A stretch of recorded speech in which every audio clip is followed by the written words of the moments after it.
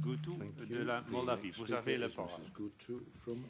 Merci, Monsieur le Président. Tout d'abord, je voudrais encourager le rapporteur d'avoir mis en débat d'actualité la nouvelle loi de la presse qui a été adoptée en Hongrie. Dans cette session, c'est déjà pour la deuxième fois, on discute de la liberté de la presse, des responsabilités et des libertés des journalistes. Pour ce qui est du discours apocalyptique de M. Petrenko, je voudrais remarquer qu'il est très facile de voir les brins de paille dans les yeux de quelqu'un, de ne pas voir les poutres dans les siens.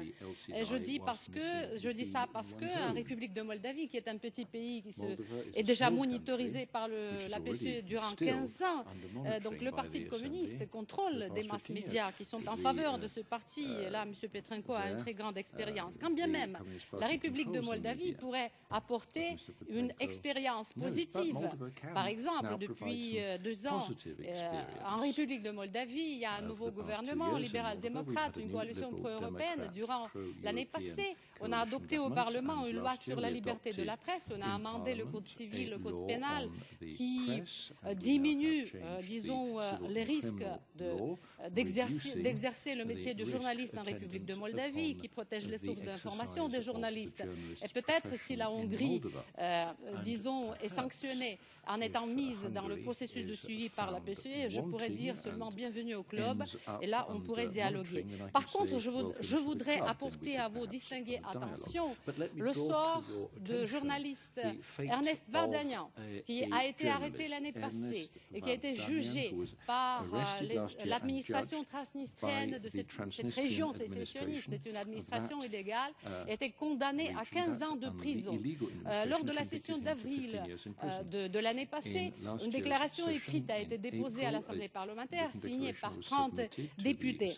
Malheureusement, ces 2 enfants, sa femme, ces 2 enfants mineurs qui sont restés sans appui.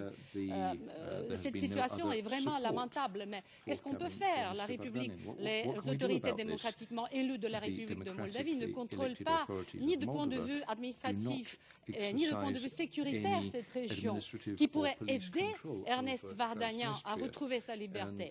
Peut-être il faudra demander l'appui à la Russie, parce que durant la même période, une autre jeune étudiante a été arrêtée en même temps que Ernest Vardanian. Mais elle a regagné sa liberté parce qu'elle est citoyenne de la Russie. Par contre, Ernest Vardanian est seulement citoyen de la République de Moldavie. Je ne voudrais pas croire que la raison du plus fort est toujours la meilleure après tant de centaines d'années depuis la fameuse fable. Alors, personne ne mérite d'être emprisonné pour avoir librement exercé son métier. Je fais référence au métier de journaliste, pour avoir librement exprimé ses opinions. Merci de votre attention. Merci, Madame Goutou. Prochaine oratrice, Madame